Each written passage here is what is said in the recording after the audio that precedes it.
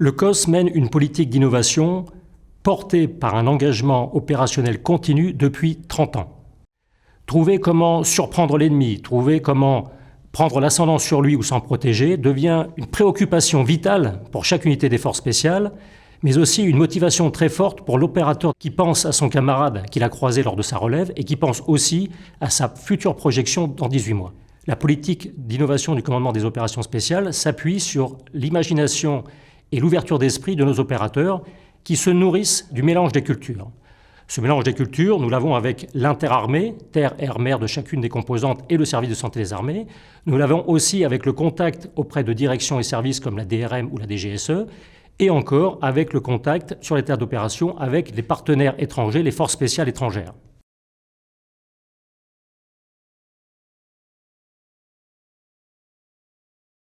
Les unités des forces spéciales assurent la veille technologique, prospectent, développent leur propre réseau avec leurs homologues des forces spéciales étrangères, avec des industriels ou encore avec des structures d'innovation. Ce sont les unités qui portent des projets, en assurent la conduite et l'évaluation.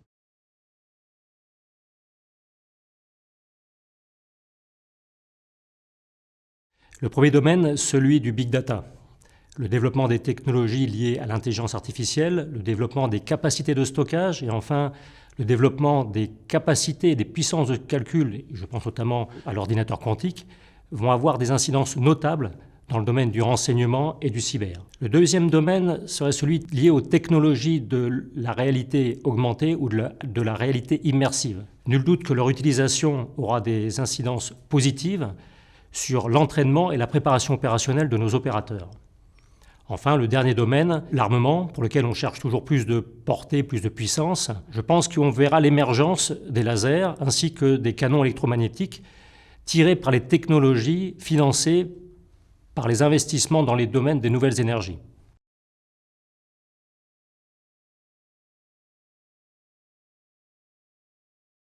C'est la fédération des équipementiers, des forces spéciales, des unités spéciales et maintenant des services de renseignement.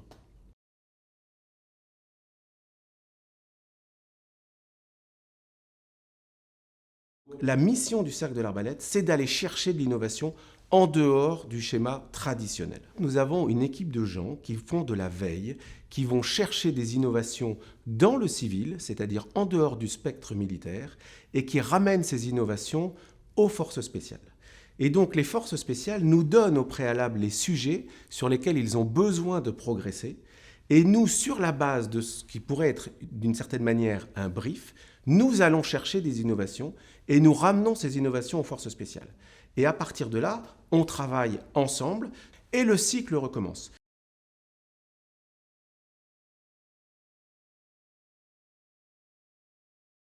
En fait, le SOFINS, c'est l'endroit où on réunit toute l'innovation qui est dédiée aux forces spéciales françaises. Nous accueillons chaque année au SOFINS des délégations étrangères qui veulent en fait bénéficier de l'innovation française au bénéfice des forces spéciales françaises. Au point que même des très grands pays, comme les États-Unis, viennent au SOFINS pour voir l'innovation des forces spéciales françaises.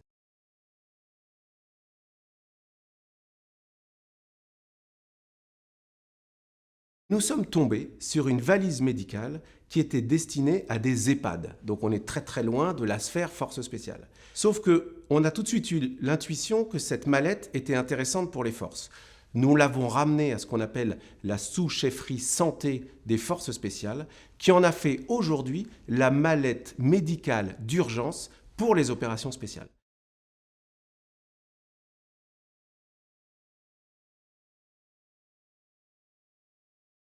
Sa mission première est de permettre l'emport de dispositifs connexes que sont les écouteurs, le micro, qui permet donc d'échanger au sein de l'aéronef avec les autres membres d'équipage, mais également de converser avec l'extérieur, que sont les ailiers, les tours de contrôle. C'est également de permettre l'emport d'un dispositif d'éclairage main libre, qui permet, tout en gardant les mains sur les commandes de vol, et donc la sécurité des vols qui est maintenue, de pouvoir éclairer à tout moment de manière discrète est compatible avec les jumelles de pilotage, de pouvoir éclairer sa carte ou un instrument qui deviendrait défaillant ou même l'ensemble de la planche de bord si il y avait un court-circuit ou un problème au niveau de l'aéronef. Il permet également, donc c'est la dernière finalité et la plus récente, d'emporter une jumelle, la jumelle de pilotage, donc qui permet de mettre en œuvre et de conduire l'aéronef de nuit par toutes conditions météorologiques.